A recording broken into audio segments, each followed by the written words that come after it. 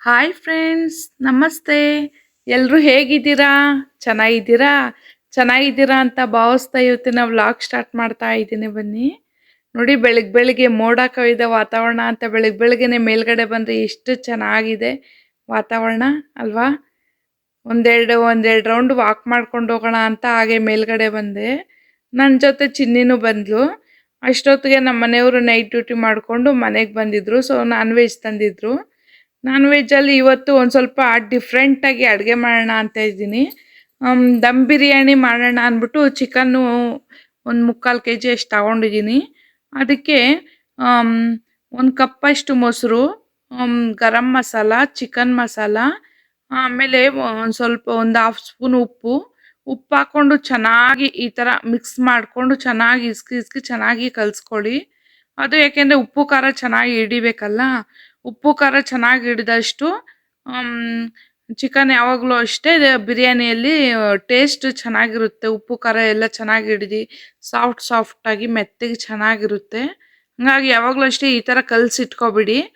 ನೋಡಿ, ಈ ಥರ ಯಾವಾಗಲೂ ಅಷ್ಟೇ ಪೀಸು ಅಷ್ಟೇ ಬಿರಿಯಾನಿ ಮಾಡಿದಾಗ ಒಂದು ಸ್ವಲ್ಪ ಆದಷ್ಟು ದಪ್ಪನೇ ಇರಲಿ. ದಪ್ಪ ಇದ್ದಷ್ಟು ನಮಗೆ ಕೈ ಸಿಗುತ್ತೆ. ಯಾಕಂದರೆ ಚಿಕ್ಕ ಪೀಸ್ ಆಗೋದ್ರೆ ನಾವು ಊಟ ಮಾಡುವಾಗ ನಮಗೆ ಸಿಗೋದಿಲ್ಲ, ನುಣ್ಣಗೆ ಬೆಂದೋಗುತ್ತೆ. ಸೊ ಈಗೆಲ್ಲ ಕಲಸಿದ್ದಾದ್ಮೇಲೆ ಒಂದು 10 ನಿಮಿಷ ನೆನೆಯೋಗಿ ಬಿಟ್ಬಿಡಿ. ಈಗ ಒಂದು ಕುಕ್ಕರಲ್ಲಿ ಎಣ್ಣೆ ಹಾಕ್ಕೊಂಡು ಈರುಳ್ಳಿನ ಹಾಕಿ ಚೆನ್ನಾಗಿ ಒಂದು ಸ್ವಲ್ಪ ಬ್ರೌನ್ ಆಗೋಗಂಟ ಫ್ರೈ ಮಾಡ್ಕೊಳ್ಳಿ. ಸೊ ಅದು ಬ್ರೌನ್ ಆದಮೇಲೆ ಒಂದು 2 ಟೊಮೊಟೊ ದಪ್ಪಕ್ಕಿರೋದು ಪಾರಮ್ ಟೊಮೊಟೊ ಒಂದು 2 ಟೊಮೊಟೊ ಹಾಕ್ಕೊಂಡು ಚೆನ್ನಾಗಿ ಹಾಕ್ಕೊಂಡು ಫ್ರೈ ಮಾಡ್ಕೊಳ್ಳಿ. ಈಗ ನಾವು ಕಲಸಿಟ್ಕೊಂಡಿರುವಂಥ ಚಿಕನ್ ಹಾಕಿ ಚೆನ್ನಾಗಿ ಫ್ರೈ ಮಾಡ್ಕೊಳ್ಳೋಣ. ಸೊ ಚೆನ್ನಾಗಿ ಅದು ನಮಗೆ ಒಂದು ಸ್ವಲ್ಪ ಆವಾಗಲೇ ಒಂದು ಸ್ವಲ್ಪ ಅದಕ್ಕೆ ತಕ್ಕಂತೆ ಒಂದು ಸ್ವಲ್ಪ ಉಪ್ಪು ಹಾಕ್ಕೋಬೇಕು. ನೋಡಿ, ಈಗ ಚೆನ್ನಾಗಿ ಅದು ಎಣ್ಣೆ ಅಂಶ ಬಿಡಬೇಕು, ಅಲ್ಲಿ ಗಂಟನೂ ಚೆನ್ನಾಗಿ ಫ್ರೈ ಮಾಡ್ಕೊಳ್ಳೋಣ. ಅದು ಫ್ರೈ ಆಗೋಷ್ಟೊತ್ತಿಗೆ ಇದಕ್ಕೊಂದು ಮಸಾಲೆ ರೆಡಿ ಮಾಡ್ಕೊಳ್ಳೋಣ. ಈಗ ಒಂದು ಮಿಕ್ಸಿ ಜಾರ್ಗೆ ಧನ್ಯ, ಮೆಣಸು, ಒಂದು 4-5 ಮೆಣಸು, ಸೋಂಪು, ಪಲಾವ್ ಎಲೆ ಸಾಮಾನು ಬರುತ್ತಲ್ವ ಅದು ಎಲೆ, ಆಮೇಲೆ ಮೊಗ್ಗು, ಹಸಿಮೆಣ್ಸಿಕಾಯಿ, ಶುಂಠಿ, ತೆಂಗಿನಕಾಯಿ. ಯಾವಾಗಲೂ ಅಷ್ಟೇ ತೆಂಗಿನಕಾಯಿ ಜಾಸ್ತಿ ಹಾಕ್ಕೊಬಿಡಿ, ಒಂದು ಸ್ವಲ್ಪ ಹಾಕ್ಕೊಳ್ಳಿ. ಅದಾದಮೇಲೆ ಬೆಳ್ಳುಳ್ಳಿ, ಪುದೀನ, ಕೊತ್ತಂಬರಿ ಸೊಪ್ಪು ಒಂದು ಸ್ವಲ್ಪ ಹಾಕ್ಕೊಂಡ್ರು. ಪುದೀನ ಯಾವಾಗಲೂ ಅಷ್ಟೇ ಹೆಚ್ಚಿಗೆನೇ ಇರಲಿ. ಪಲಾವ್ಗೆ, ಬಿರಿಯಾನಿಗೆ ಯಾವಾಗಲೂ ಅಷ್ಟೇ ಪುದೀನ ಸೊಪ್ಪು ಹೆಚ್ಚಿಗೆ ಇದ್ದಷ್ಟು ಗ್ರೀನಾಗಿ ಚೆನ್ನಾಗಿರುತ್ತೆ, ಟೇಸ್ಟು ಅಷ್ಟೇ ಚೆನ್ನಾಗಿ ಬರುತ್ತೆ. ನೋಡಿ, ಈಗ ರುಬ್ಬಿರೋಂಥ ಮಸಾಲೆ ಎಲ್ಲ ಚೆನ್ನಾಗಿ ಹಾಕ್ಕೊಂಡು ಚೆನ್ನಾಗಿ ಮಿಕ್ಸ್ ಮಾಡ್ಕೊಳ್ಳೋಣ. ಒಂದು 10 ನಿಮಿಷ ಬಿಟ್ಬಿಟ್ರೆ ಅದು ಚೆನ್ನಾಗಿ ಕುದ್ದು ಒಂದು ಸ್ವಲ್ಪ ನೀರೆಲ್ಲ ಎಳ್ಕೊಂಡ್ರೆ ಸಪ್ಪೆ ಅನಿಸಲ್ಲ. ಈಗ ಒಂದು 1/2 hour ಅಕ್ಕಿ ಎಲ್ಲ ಬಾಸುಮತಿ ಅಕ್ಕಿ ಹಾಕ್ಕೊಳ್ತಾ ಇದ್ದೀನಿ ನಾನು. ಒಂದು 10-15 ನಿಮಿಷ ಚೆನ್ನಾಗಿ ನೆನೆಸ್ಕೋಬೇಕು. ನೆನೆಸ್ಕೊಂಡಷ್ಟು ಅನ್ನ ಚೆನ್ನಾಗಾಗುತ್ತೆ. ಈಗ ನಮಗೆ ನೀರು ಎಷ್ಟು ಬೇಕು ಅಳತೆ ತಕ್ಕಂತೆ ನೀರು ಹಾಕ್ಕೊಂಡು ಉಪ್ಪು ಹಾಕ್ಕೋಬೇಕು. ನೋಡಿ, ಈಗ ಉಪ್ಪು ಹಾಕ್ಕೊಂಡಿದ್ದಾದ್ಮೇಲೆ ಒಂದು ಸತಿ ಮಿಕ್ಸ್ ಮಾಡ್ಕೊಬಿಡಿ, ನಿಮಗೆ ನೀರು ಅಳತೆ ಗೊತ್ತಾಗುತ್ತೆ.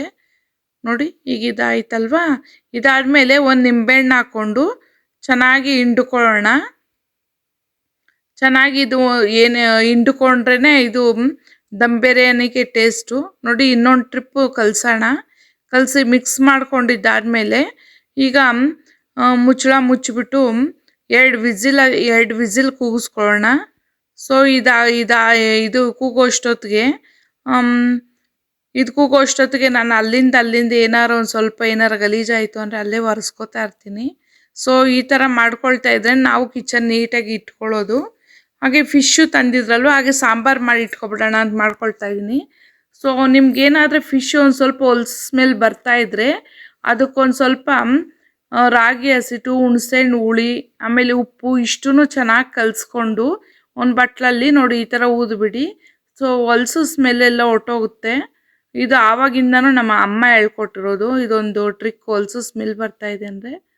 ಇದಕ್ಕೆ ರುಬ್ಬೋದಕ್ಕೆ ನಾನು ಮಾಡ್ಕೊಳ್ಳೋದು ಈ ಥರ: ಈರುಳ್ಳಿ, ಬೆಳ್ಳುಳ್ಳಿ, ಟೊಮೊಟೊ ಚೆನ್ನಾಗಿ ಫ್ರೈ ಮಾಡಿಕೊಂಡು ಕಾಯಿ. ನೋಡಿ, ಇದು ಯಾವಾಗಲೂ ಅಷ್ಟೇ ಕಾಯಿ ನಾವು ಕೆಲವರು ಹಾಗೆ ಹಾಕ್ಬಿಡ್ತಾರೆ. ಕಾಯಿನೂ ಅಷ್ಟೇ ಫ್ರೈ ಮಾಡಿಕೊಂಡ್ರೆ ಒಂದು ಸ್ವಲ್ಪ ಹಸಿ ಸ್ಮೆಲ್ ಇರೋದಿಲ್ಲ. ಒಂದು ಸ್ವಲ್ಪ ಅದಕ್ಕೆ ತಕ್ಕಂತೆ ಕೊತ್ತಂಬರಿ ಸೊಪ್ಪು ಹಾಕ್ಕೊಳ್ಳಿ. ಕೊತ್ತಂಬರಿ ಸೊಪ್ಪು ನಾಟಿ ಇದ್ದಷ್ಟು ಮ ಸಾಂಬಾರು ಚೆನ್ನಾಗಾಗುತ್ತೆ. ಆಮೇಲೆ ಅದಾದಮೇಲೆ ಒಂದು ಕೈ ಗಾತ್ರದಷ್ಟು ಹುಣಸೆಹಣ್ಣು ಹಾಕೊಳ್ಳೋಣ. ಹುಣಸೆಹಣ್ಣು ಸ್ವಲ್ಪ ಹೆಚ್ಚಿಗೆನೇ ಇರಲಿ. ನಮಗೆ ಅದು ರುಚಿಗೆ ನಮಗೆ ಕಣ್ಣು ಅಳತೆ ಪ್ರಕಾರಂತೆ ಹುಣಸೆಹಣ್ಣು ಹಾಕೊಳ್ಳೋಣ. ಅದಾದಮೇಲೆ ಧನಿಯಾ ಪುಡಿ, ಆಮೇಲೆ ಸಾಂಬಾರು ಪುಡಿ ಬರುತ್ತಲ್ವ, ಸಾಂಬಾರು ಪುಡಿ ಹಾಕ್ಕೊಂಡು ನಾವು ಸ್ವಲ್ಪ ಅದನ್ನ ಆರಕ್ಕೆ ಬಿಟ್ಟಿದ್ದೀನಿ. ಈಗ ಅದಾದಮೇಲೆ ಬಿರಿಯಾನಿ ಆದಮೇಲೆ ಕಲಿಸ್ಕೊಳ್ತಾ ಇದ್ದೀನಿ. ಕುಕ್ಕರು ತುಂಬ ಆಗೋಗಿತ್ತಲ್ವ, ಹಂಗಾಗಿ ಕುಕ್ಕರಲ್ಲಿ ಕಲಿಸ್ಕೊಳ್ಳೋದಕ್ಕಾಗಲಿಲ್ಲ. ಅದಕ್ಕಾಗಿ ದಪ್ಪದ ಒಂದು ಪಾತ್ರೆ ಎತ್ಕೊಂಡು ಕಲಿಸ್ಕೊಂಡು ಇನ್ನು ಮಕ್ಕಳಿಗೆ, ನಮ್ಮ ಪೊಲೀಸ್ ಅಪ್ಪನಿಗೆ ಎಲ್ಲ ಹಾಕ್ಕೊಟ್ಟೆ. ಅವ್ರು ತಿಂದರು.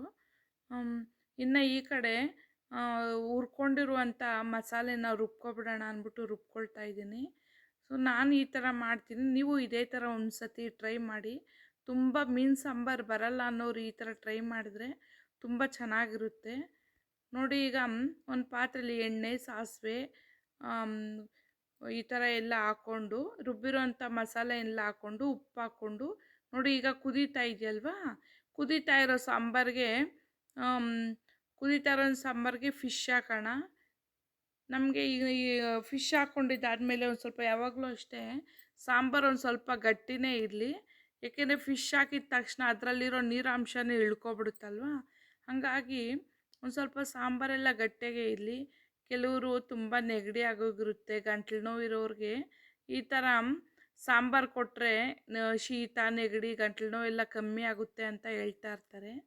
ನಮ್ಮ ಮನೆಯವ್ರಿಗೂ ಅಷ್ಟೇ ಈ ಥರ ಏನಾರು ಶೀತ, ಗಂಟ್ಲು ನೋವು, ಏಕೆಂದರೆ ಔಟ್ಸೈಡ್ ಡ್ಯೂಟಿ ಮಾಡ್ತಾರಲ್ಲ, ಕಫ ಕಟ್ಟಿದರೆ ಈ ಥರ ಎಲ್ಲ ಒಂದು ಸ್ವಲ್ಪ ಆರೋಗ್ಯಕ್ಕೆ ಒಳ್ಳೆಯದು ಅಂತಾರೆ ಮೀನು ಸಾಂಬಾರು ಕುಡಿದ್ರೆ.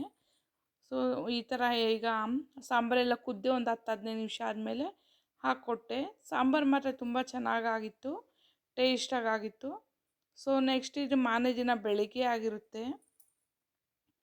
ಟಿಫನ್ಗೆ ಅಂದ್ಬಿಟ್ಟು ನಾನು ಫ್ರೈಡ್ ರೈಸ್ ಮಾಡ್ಕೊಳ್ತಾ ಇದ್ದೀನಿ. ಇದಕ್ಕೆ ನಾರ್ಮಲಿ ಹೇಗೆ ಮಾಡ್ತಾರೆ ಎಲ್ಲರೂ ಹಾಗೆ ಮಾಡ್ತಾರೆ, ಹಾಗೆ ನಾನೇ ಮಾಡ್ಕೊಳ್ಳೋದು. ಇದಕ್ಕೆ ಎಣ್ಣೆ, ಈರುಳ್ಳಿ, ಹಸಿಮೆಣ್ಸಿಕಾಯಿ, ಕ್ಯಾರೆಟು, ಕ್ಯಾಪ್ಸಿಕಮ್ಮು ಎಲ್ಲ ಫ್ರೈ ಮಾಡಿಕೊಂಡು, ಇದಕ್ಕೆ ಕೆಲವರು ಹಾಕೋರು ಹೂಕೋಸು ಸಮೇತ ಹಾಕ್ತಾರೆ. ಸೊ ಹೂಕೋಸು ನಾನೇನು ಹಾಕಲಿಲ್ಲ, ಹೆಚ್ಚಿಗೆ ತರಕಾರಿ ಹಾಕಿದ್ರೆ ಚೆನ್ನಾಗಿರಲ್ಲ ಅಂದ್ಬಿಟ್ಟು. ಅದ್ರ ಜೊತೆಗೆ ಬೇಯ್ತಾ ಇದ್ದಂಗೆ ಒಂದು ಸ್ವಲ್ಪ ಉಪ್ಪು ಹಾಕ್ಕೊಳ್ಳಿ. ಫ್ರೈಡ್ ರೈಸ್ ಮಸಾಲ ಪುಡಿ ಬರುತ್ತಲ್ವ, ಅದು ಒಂದು ಸ್ಪೂನ್ ಹಾಕ್ಕೊಂಡು ಇವತ್ತು ಡಿಫ್ರೆಂಟಾಗಿರಲಿ ಅಂದ್ಬಿಟ್ಟು ಅದನ್ನೂ ಹಾಕಾದ್ಮೇಲೆ ನಮಗೆ ಎಷ್ಟು ಬೇಕೋ ಅನ್ನ ಅಷ್ಟು ಹಾಕ್ಕೊಳ್ಳೋಣ. ಸೊ ಅನ್ನ ಹಾಕ್ಕೊಂಡಿದ್ದಾದಮೇಲೆ ಅದಕ್ಕೆ ಅದ್ರ ಮೇಲೆ ಕೊತ್ತಂಬರಿ ಸೊಪ್ಪು ಹಾಕ್ಕೊಂಡು ನೋಡಿ, ಈಗ ಒಂದು ಮಿಕ್ಸ್ ಕೊಡೋಣ. ನೋಡಿ, ಈ ಥರ ಕೆಳಗಡೆಯಿಂದ ಮೇಲ್ಗಂಟ ಚೆನ್ನಾಗಿ ಈ ಥರ ಒಂದು ಮಿಕ್ಸ್ ಕೊಟ್ಟರೆ ಫ್ರೈಡ್ ರೈಸ್ ರೆಡಿ ಆಗುತ್ತೆ. ತುಂಬ ಟೇಸ್ಟಾಗಿ ಆಗಬೇಕು ಅಂತಂದರೆ ಎಣ್ಣೆ ಯಾವಾಗಲೂ ಅಷ್ಟೇ ಒಂದು ಸ್ವಲ್ಪ ತರಕಾರಿನ ಚೆನ್ನಾಗಿ ಫ್ರೈ ಮಾಡಬೇಕು. ನೋಡಿ, ಟೇಸ್ಟು ಅಷ್ಟೇ ತುಂಬ ಚೆನ್ನಾಗಿತ್ತು. ಈ ಥರ ಫ್ರೈ ಮಾಡಿಕೊಂಡು ಅನ್ನ ಹಾಕ್ಕೊಂಡು ತಿಂತಾರೆ, ತುಂಬ ಚೆನ್ನಾಗಿರುತ್ತೆ. ನೀವು ಈ ಥರ ಒಮ್ಮೆ ಟ್ರೈ ಮಾಡಿ. ಸೊ ಇನ್ನು ನಮ್ಮನೇಲಿ ಒಂದು ಮಾಡಿದ್ರೆ ಇನ್ನೊಬ್ಬರು ತಿನ್ನಲ್ಲ ಅಲ್ವಾ, ಹಾಗಾಗಿ ನಮ್ಮ ಮನೆಯವ್ರಿಗೆ ನಾನು ಈ ಕಡೆ ಎಗ್ ಬುರ್ಜಿ ಮಾಡಿಕೊಂಡು ಚಪಾತಿ ಮಾಡ್ಕೊಳ್ಳೋಣ ಅಂತ ಮಾಡ್ಕೊತಾಯಿದ್ದೀನಿ. ನಾನೇನಾದ್ರು ಒಂದು ಕೆಲಸದಲ್ಲಿ ಬ್ಯುಸಿಯಾಗಿದ್ದರೆ ಟೈಮ್ ಆಗುತ್ತೆ ಅಂದ್ಬಿಟ್ಟು ಪಾಪ ಇನ್ನು ಅವರು ಜ್ಯೂಸ್ ಮಾಡ್ಕೊಳ್ತಾ ಇದ್ದಾರೆ, ಬೀಟ್ರೋಟು ಕ್ಯಾರೆಟ್ ಹಾಕ್ಕೊಂಡು ಜ್ಯೂಸು. ಯಾವತ್ತೂ ಅಷ್ಟೇ ಒಬ್ಬಳ ಮೇಲೇ ಅವ್ರ ಪಾಪ ಯಾವ ಕೆಲಸ ಬಿಡಲ್ಲ. ಏನಾರು ನಾನು ಬ್ಯುಸಿಲಿರ್ತೀನಿ ಅಂತಂದರೆ ಅವರು ಒಂದು ಕೈ ಹಾಕ್ತಾರೆ. ಸೊ ಹಂಗಾಗಿ ನನಗೆ ಬೆಳಗ್ಗೆ ಹೊತ್ತು ಹಡಾವಿಡಿಲಿ ಕೆಲಸಗಳು ಒಂದು ಸ್ವಲ್ಪ ಬೇಗ ಆಗುತ್ತೆ. ಇನ್ನು ಆಷಾಢ ಬರೋದ್ರಿಂದ ಬಟ್ಟೆ ನೆಂದೋಗುತ್ತೆ ಅಂದ್ಬಿಟ್ಟು ಹತ್ತೋದು ಇಳಿಯೋದೇ ಆಗೋಯ್ತು ನನಗಂತೂ. ಸೊ ಬಟ್ಟೆ ಹಾಕಿದ ತಕ್ಷಣ ಎಲ್ಲಿ ಬಟ್ಟೆ ಕ್ಲಿಪ್ ಕಿತ್ಕೊಂಡು ಎಲ್ಲಿ ಹಾರು ಹೊರ್ಟೋಗುತ್ತೋ ಅಂತ ಅದು ಭಯ. ಹಂಗಾಗಿ ನಾನು ಆವತ್ತಿನ ದಿನ ಮಾರನೇ ದಿನ ತುಂಬ ಹತ್ತಿ ಇಳ್ದು ಮಾಡಿಬಿಟ್ಟಿದ್ನಲ್ಲ, ಅದಕ್ಕೆ ತುಂಬ ಕಾಲೊಂದು ಸ್ವಲ್ಪ ಜಾಸ್ತಿ ಪೇಯ್ನ್ ಆಗೋಗಿತ್ತು ನನಗೆ. ಹಂಗಾಗಿ ಅವರು ಒಂದು ಸ್ವಲ್ಪ ಬಂದು ಹೆಲ್ಪ್ ಮಾಡ್ತಾಯಿದ್ರು. ಸೊ ಈಗ ಡೂಪ್ಲೆಕ್ಸ್ ಮನೆ ಆಗಿರೋದ್ರಿಂದ ಕೆಲಸ ತುಂಬ ಜಾಸ್ತಿ ಕೆಲಸ. ಹಂಗಾಗಿ ಏಕೆಂದರೆ ಬಟ್ಟೆ ಒಗ್ದಾಕಿರ್ತೀವಲ್ಲ, ಮಳೆ ಬರೋದು ನೋಡಿಕೊಂಡು ತಗೊಬಿಡಬೇಕು. ಒಂದು ಮಳೆ ಬಂದಾಗ ಓಡೋಗಿ ಎತ್ಕೊಳ್ಳೋದಕ್ಕಾಗೋದಿಲ್ವಲ್ಲ, ಹಾಗಾಗಿ ನಾನು ಓಡೋಗಿ ಎತ್ಕೊಬಿಡ್ತೀನಿ. ಕೆಲವೊಂದು ಟೈಮ್ ಮಧ್ಯಾಹ್ನನೇ ಹೋಗಿ ಎತ್ಕೊಬಿಡ್ತೀನಿ. ಸೊ ನಮ್ಮ ಮನೆಯವ್ರಿಗೆ ಈ ಕಡೆ ಚಪಾತಿ ಹಾಕ್ಕೊಡ್ತಾಯಿದ್ದೀನಿ. ಚಪಾತಿನೇ ಎಗ್ ಬುರ್ಜಿ ಹಾಕ್ಕೊಟ್ಟೆ. ಸೊ ಅದಕ್ಕೂ ಇದಕ್ಕೂ ಕಾಂಬಿನೇಷನ್ ತುಂಬ ಚೆನ್ನಾಗಿತ್ತು.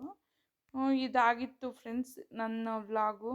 ಸೊ ನನ್ನ ವ್ಲಾಗು ನಿಮ್ಗೇನಾದರೂ ಇಷ್ಟ ಇದ್ದರೆ ದಯವಿಟ್ಟು ನನ್ನ ವ್ಲಾಗ್ ಸಬ್ಸ್ಕ್ರೈಬ್ ಮಾಡ್ಕೊಳ್ಳಿ.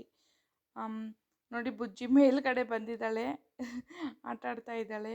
ದಯವಿಟ್ಟು ಸಬ್ಸ್ಕ್ರೈಬ್ ಮಾಡ್ಕೊಳ್ಳಿ. ಏನಾರು ನಿಮಗೆ ಕಮೆಂಟ್ಸ್ ಬೇಕಂದರೆ ಹಾಕಿ. Thank you.